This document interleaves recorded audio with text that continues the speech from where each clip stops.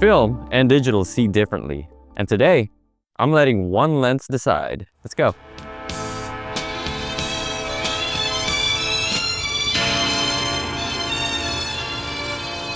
Above Los Angeles at the Griffith Observatory, sunset gets all the attention. But the real show, it happens after. Blue hour. This is where it gets interesting. I'm Dikka. This is Sana Sini. Here's the experiment. One Chinese summicron meets two Leica bodies. It's a lot cheaper than the German version, but does the experience feel cheaper? This is the Mandler 35mm f2 7-element chrome-plated brass lens. Right off the bat, it feels solid. Well built, focus is smooth. The aperture clicks into place with confidence.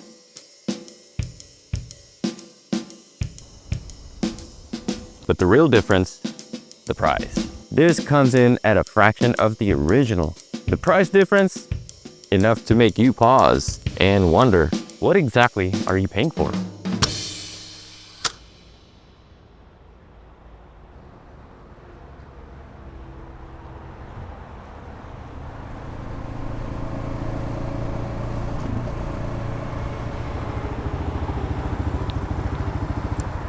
Well, let's start with a film camera, the Leica M2, loaded with the Kodak Ektacolor Pro 400.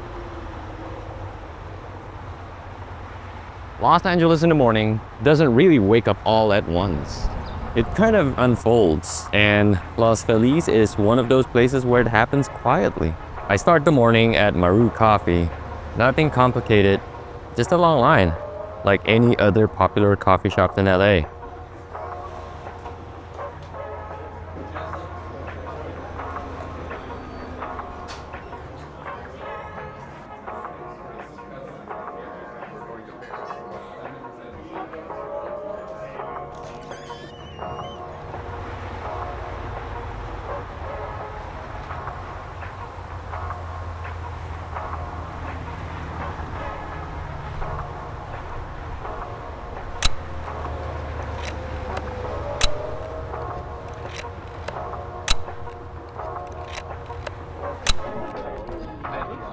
From there, I just keep walking. No destination, no shot list.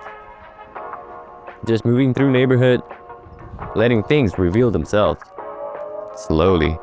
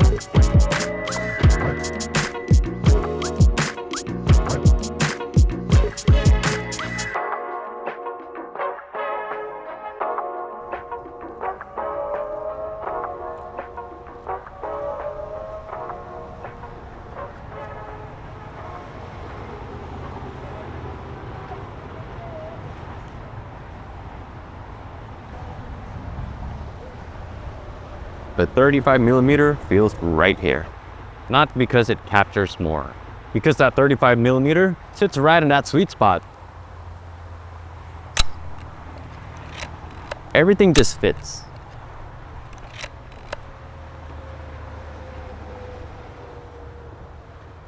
All right, let's keep walking.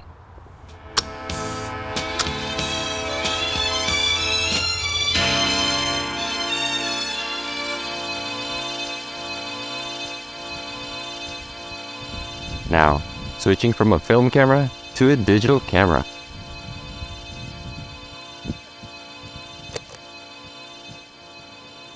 The best thing about visiting Griffith Observatory is that the admission fee is completely free. Just gotta pay for $10 parking if you decide to drive up here.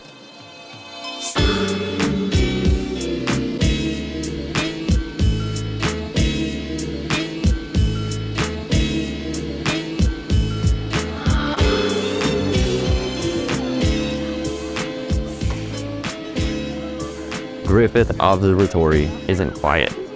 It's a crowd. You look and then you decide. Everyone pretending they're alone with the view, right?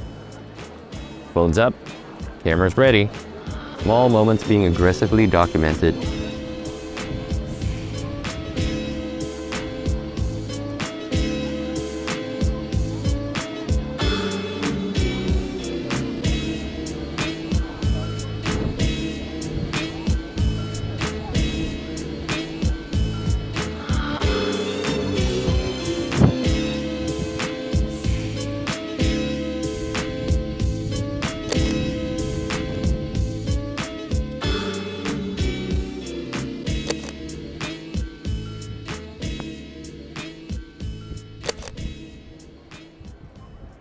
Behold, the camera obscura. Supposedly, it gives the best view of the Hollywood sign.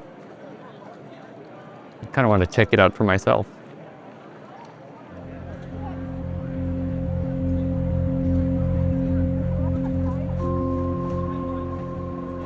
Inside, it gets quieter.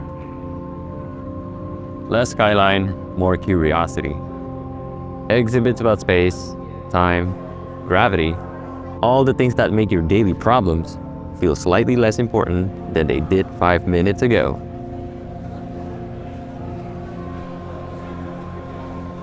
There's the Hollywood sign. Yeah.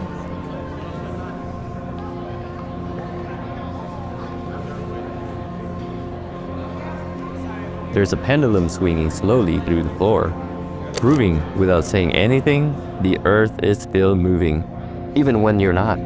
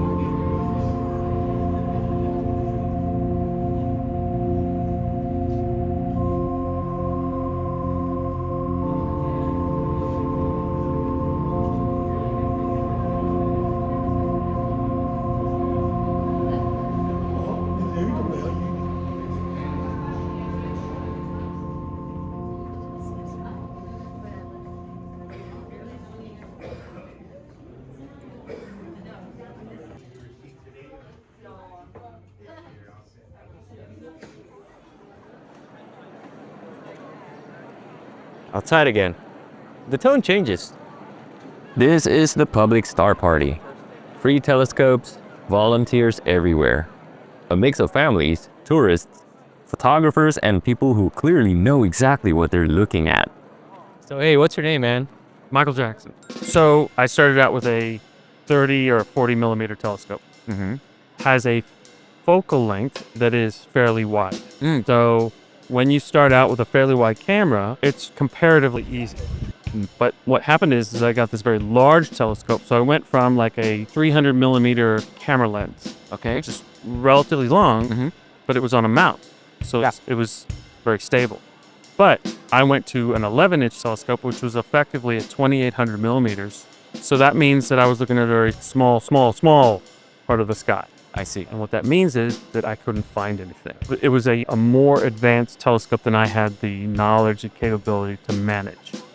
So I had a very difficult time. So I ended up coming back down to this 100 mil, and I've been having a great time. I can see things, I can find things, relatively simple, and I love it. And then I like coming out here and sharing it with the public. Eventually, the line gets longer, just pointing at the sky and taking turns looking deeper. And then the sun drops. But the real trick isn't sunset, it's what comes after. Blue hour. This is where it gets interesting. The sky gets darker, and the observatory settles into that strange rhythm of closing day. The skyline turns into something softer, more forgiving, and suddenly, the observatory doesn't feel like a landmark anymore. It just feels like a place people ended up at the same time. I come here for the view, but I think I stayed for the people looking at it.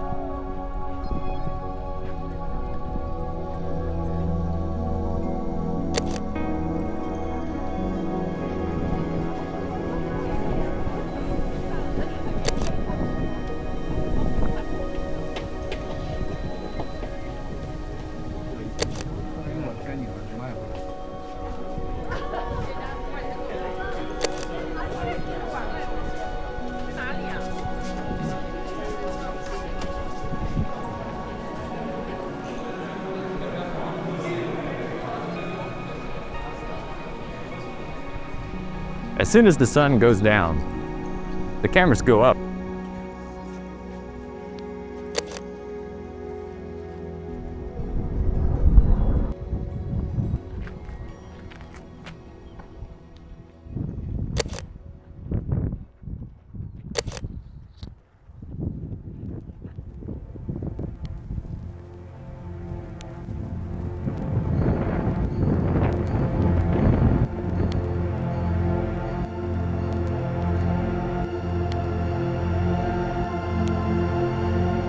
One lens, two cameras, and a city that somehow looks different depending on how tired you are.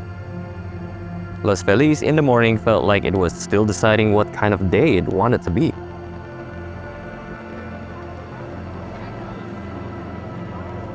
And the observatory?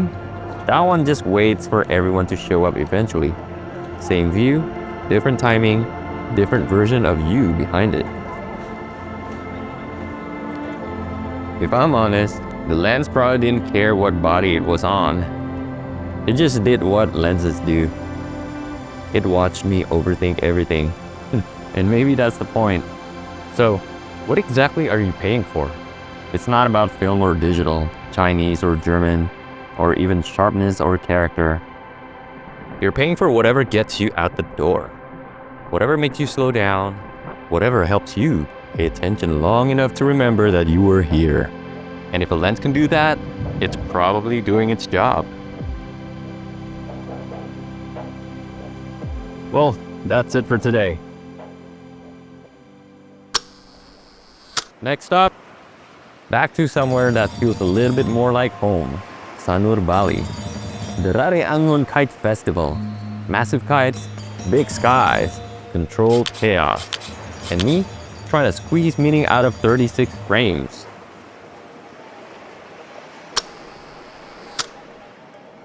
Keep shooting.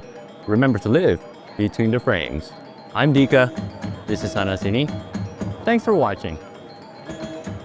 See you in Bali. Peace.